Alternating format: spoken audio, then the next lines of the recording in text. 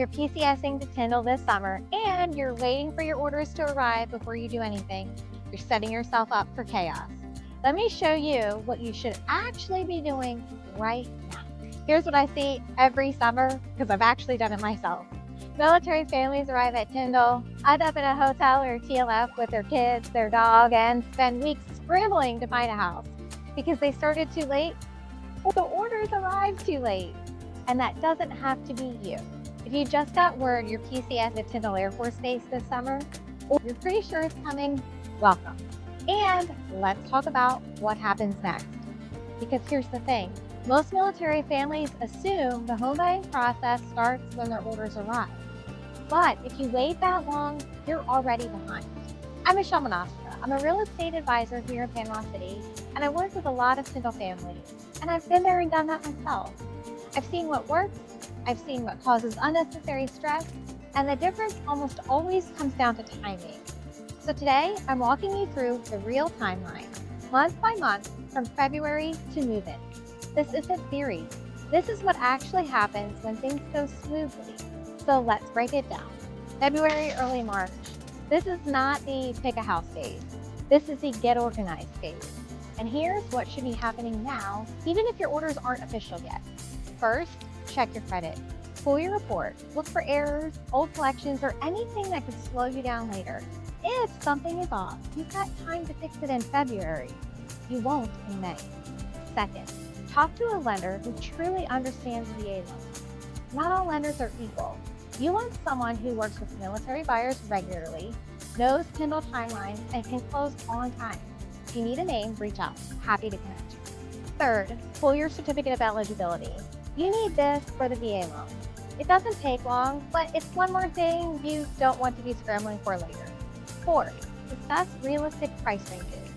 You don't need a formal pre-approval yet, but you should have a ballpark idea of what you can afford. What's your VA age? What do you want your monthly payment to look like? Get clear on that now. Fifth, start learning neighborhoods. Not just scrolling listings. I'm not saying you need to tour homes yet, but you should know the difference between Lynn Haven, Callaway, Southport, and Panama City. Watch videos, join local Facebook groups, get a sense of what exists. This is where good decisions are made quietly, before pressure exists. March, April, your strategy phase. By March, you should be shifting into buyer mode. This is when you finalize your home buying strategy. What are your must-haves? How many bedrooms? Do you need a yard for the kids or the dog? Are you okay with an HOA? Get specific. The clearer you are, the faster we can narrow down your search. Narrow neighborhoods based on commute, schools, and lifestyle. Maybe you want to be 10 minutes from base. Maybe you want your kids in a certain school zone. Maybe you want to be near the beach. Whatever it is, commit to a few areas and focus there. Start touring homes virtually or in person if you can visit Panama City. Great. If not, we can do video tours. Either way, this is when you start actually looking at properties, not just scrolling Zillow. Understand what competition looks like in your price range. Are homes sitting on the market for weeks, or are they getting multiple offers in 3 days? That context matters when you're ready to make an offer. This phase saves you from panic offers later. You're building knowledge so when you do find the right house, you can move confidently. April, May, the contract phase. This is where timing matters most. Once you're under contract, and ideally that's happening in April or early May, here's what kicks in. Inspections need scheduling. So hire a home inspector to walk the property and flag any issues. That takes a week or so to coordinate. Negotiations happen. Maybe the inspection reveals a roof issue or an HVAC problem. You and the seller will negotiate who handles what. That takes time. The VA appraisal is ordered. The VA requires an appraisal to make sure the home is worth what you're paying and that it meets safety standards. This is not optional, and the timeline is not flexible. Appraisals can take 2 to 3 weeks, depending on how busy appraisers are at that time. Repairs may be required. Yes, even in newer homes. If the appraisal flags peeling paint, a faulty handrail, or plumbing issues, those all have to be fixed before you can close. The seller handles it, but it adds time. The underwriting phase, the unglamorous part, but the critical part of the process. By now, your file is in underwriting. Here's what's happening behind the scenes. Find the lender approvals, The underwriter is reviewing your income, your credit, your employment. If they ask for additional documents, a pay stub, a letter of explanation, updated bank statements, respond immediately. Delays here push your closing date. Title work.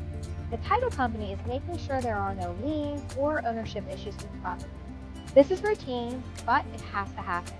Repairs verified. If the appraiser required repairs, someone has to confirm that they were completed. Usually, that's the appraiser going back out for a reinspection. Clear to close. Once underwriting signs off and the title is clear, you get your clear to close. That means you're good to schedule your closing date.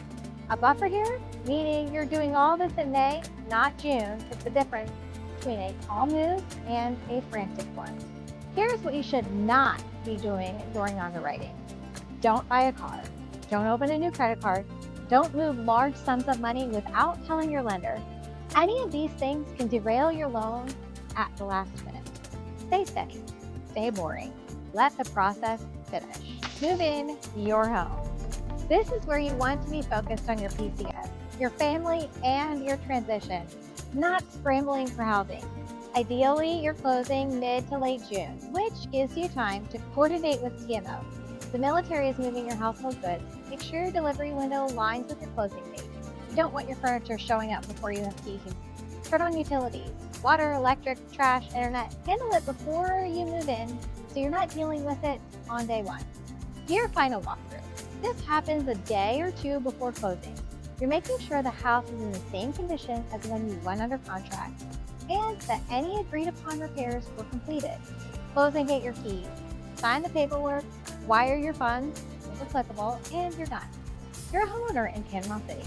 By July, you're settled. The family is adjusting, you're exploring the area, meeting neighbors, figuring out your new routine, and you're not stressed about housing because you started early. Mistakes I've seen and some I've done myself. Let me save you some stress by naming them outright.